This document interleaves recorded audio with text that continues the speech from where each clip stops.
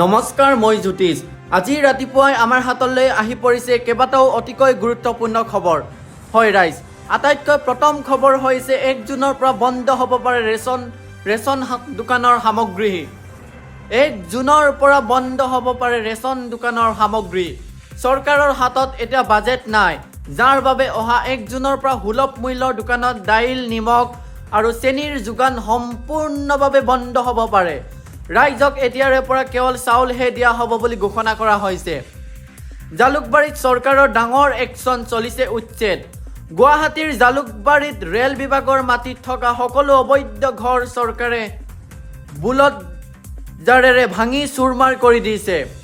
হয় গাইজ, আপুনি ঠিকেই শুনিছে।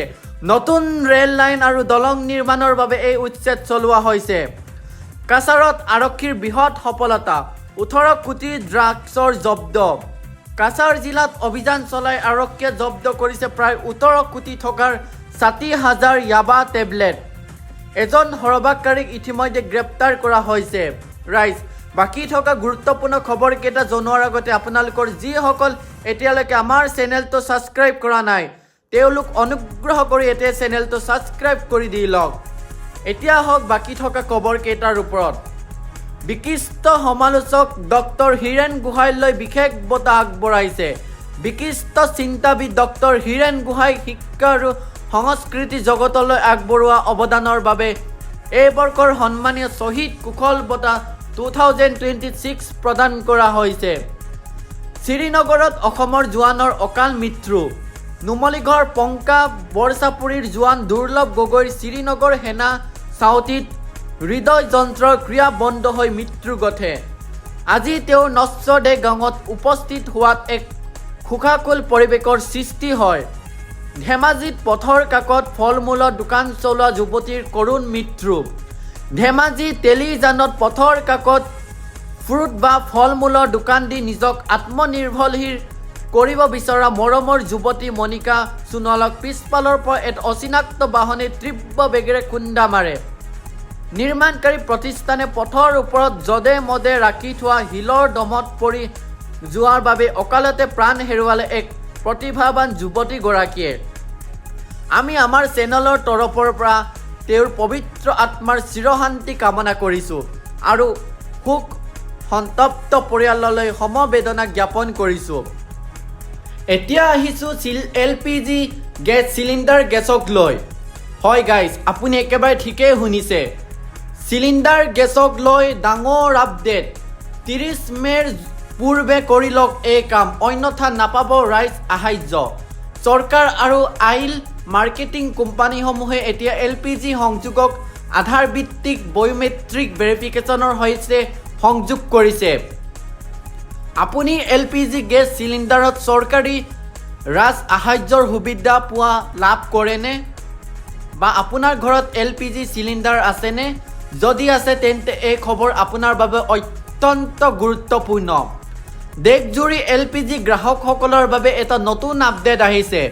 যদি আপুনি ভাৰত গেছ BPCLৰ গেছ চিলিণ্ডাৰ ব্যৱহাৰ কৰে আৰু এতিয়াও KYC সম্পূৰ্ণ কৰা নাই, তেন্তে কোম্পানীয়ে স্পষ্টকৈ জনাইছে যে 30 মে'ৰ 2026ৰ ভিতৰত KYC সম্পূৰ্ণ নকৰা গ্ৰাহকসকলৰ LPG ৰাজ সাহায্য বন্ধ হ'ব পাৰে। হয় ৰাইজ, আপুনি একেবাৰে ঠিকেই শুনিছে। এনে ক্ষেত্ৰত গ্ৰাহকসকলে ছাবচিডিযুক্ত চিলিণ্ডাৰ গেছ নাপাব আৰু বজাৰ মূল্যত গেছ কিনিবলগীয়া হ'ব পাৰে। চৰকাৰ আৰু অইল মাৰ্কেটিং কোম্পানীসমূহে এতিয়া LPG সংযোগক আধাৰ ভিত্তিক বায়'মেট্ৰিক ভেৰিফিকেশ্যনৰ সৈতে সংযোগ কৰিছে। ইয়াৰ উদ্দেশ্য হৈছে যাতে ৰাজ সাহায্য সুবিধা কেৱল যোগ্য আৰু প্ৰকৃত গ্ৰাহকসকলে লাভ কৰে। BPCLে নিজৰ official social media post hello' BPCL এপৰ জৰিয়তে গ্ৰাহকসকলক শীঘ্ৰে KYC সম্পূৰ্ণ কৰিবলৈ আহ্বান জনাইছে। কিয় KYC এতিয়া বাধ্যতামূলক? LPG ছাবচিডি লাভ কৰিবলৈ এতিয়া KYC বাধ্যতামূলক কৰা হৈছে। KYCৰ জৰিয়তে গ্ৰাহকৰ পৰিচয়, আধাৰ আৰু বায়'মেট্ৰিক ভেৰিফিকেশ্যনৰ সহায়ত নিশ্চিত কৰা হয়। ইয়াৰ ফলত ভুৱা বা ডুপ্লিকেট গেছ সংযুক্ত বন্ধ কৰাত সহায় কৰে। এতিয়া আহিছোঁ আমাৰ হাৰ্ট অফ অসমৰ জুবিন গাৰ্গ ডেথ কেছক লৈ গ্ৰেপ্তাৰৰ পূৰ্বে এই কাণ্ড কৰিছিল শ্যাম কানুৱে অমৃত প্ৰভাকে কৈছিল এই কাম কৰিবলৈ শ্যাম কানুৰ জামিন নাকচৰ কাৰণ জনাই মহাধিবক্তা দেৱজিৎ শইকীয়াই দিলে চাঞ্চল্যকৰ তথ্য হয় গাইজ আপুনি একেবাৰে ঠিকেই শুনিছে পুনৰ নাকচ হ'ল প্ৰাণৰ শিল্পী জুবিন গাৰ্গৰ হত্যাৰ অভিযুক্ত শ্যাম কানু মহন্ত আৰু শেখৰজ্যোতি গোস্বামীৰ জামিনৰ আবেদন গুৱাহাটী উচ্চ ন্যায়ালয়ে নাকচ কৰিলে শ্যাম কানু মহন্ত আৰু শেখৰজ্যোতি গোস্বামীৰ জামিন পুনৰ নাকচ হ'ল প্ৰাণৰ শিল্পী জুবিন গাৰ্গৰ হত্যাৰ অভিযুক্ত শ্যাম কানু মহন্ত আৰু শেখৰজ্যোতি গোস্বামীৰ জামিনৰ আবেদন গুৱাহাটী উচ্চ ন্যায়ালয়ে নাকচ কৰিলে শ্যাম কানু মহন্ত আৰু শেখৰজ্যোতি গোস্বামীৰ জামিন মিথালী টাকুৰীয়াৰ আদালতে নাকচ কৰিলে শ্যাম কানুৰ জামিন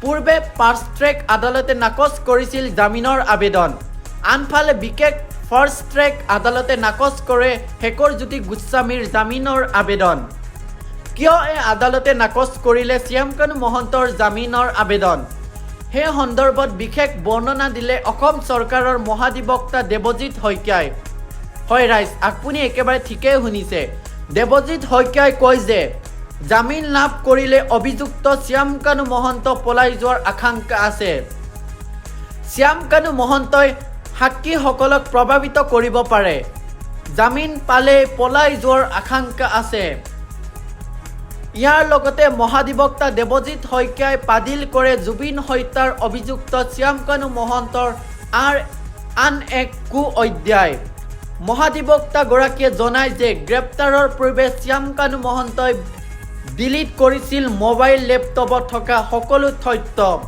হয় ৰাইজ আপুনি একেবাৰে ঠিকেই শুনিছে গ্ৰেপ্তাৰৰ পূৰ্বে শ্যাম কানুৱে অমৃত প্ৰভাক আৰক্ষীৰ আগত কি ক'ব লাগে কি ক'ব নালাগে সেয়াই শিকাই দিছিল সেই ভিত্তিত আদালতে আশংকা কৰিছে যে তেওঁ পুনৰ সাক্ষীক প্ৰভাৱিত কৰিব পাৰে ইফালে জুবিন গাৰ্গ হত্যাৰ গোচৰ সন্দৰ্ভত কয় যে গোচৰটো ফাৰ্ষ্ট ট্ৰেক আদালতে চলি আছে গতিকে বিচাৰ প্ৰক্ৰিয়াত কোনো পলম হোৱা নাই সেইকাৰণে অধিবক্তাই বিচাৰ সন্মুখীন হ'বই লাগিব এই গোচৰটোৰ বাবে চৰকাৰে অভিভক্ত আৰু দক্ষ অধিবক্তা নিয়োগ কৰিছে গোচৰ পৰিচালনা কোনো ধৰণৰ গাফিলতি হোৱা নাই ইয়াৰ লগতে মহাধিবক্তা দেৱজিৎ শইকীয়াই স্পষ্টকৈ প্ৰকাশ কৰে যে চৰকাৰী পক্ষই নীতিশীলতা প্ৰদৰ্শন কৰিব বুলি আশংকা কৰা হৈছিল সেয়াই সম্পূৰ্ণ ভিত্তিহীন এই গোচৰটোৰ এটা দল হিচাপে আমি কৰিছোঁ শেহতীয়া অসম জ্যোতিষ অসম খবৰৰ সৈতে আপডেট হৈ থাকক খবৰৰ গভীৰতা লৈ বিশেষত্বৰ বিশ্লেষণ আৰু ট্ৰেইনিং আপডেট সো গাইজ মোৰ ভিডিঅ'টো কেনেকুৱা লাগিছে প্লিজ যদি ভাল লাগিছে তেনেহ'লে লাইক কমেণ্ট শ্বেয়াৰ সাবস্ক্ৰাইব কৰিবলৈ নাপাহৰিব যদি মোৰ চেনেলটো ভাল পায় তেনেহ'লে যোনে সাবস্ক্ৰাইব কৰা নাই প্লিজ সাবস্ক্ৰাইব কৰি বেল আইকনটো দবাই দিব যাতে মোৰ ভিডিঅ' পোন প্ৰথমে আপোনাৰ মোবাইলত আহে থ্যাংক ইউ জয় আই অসম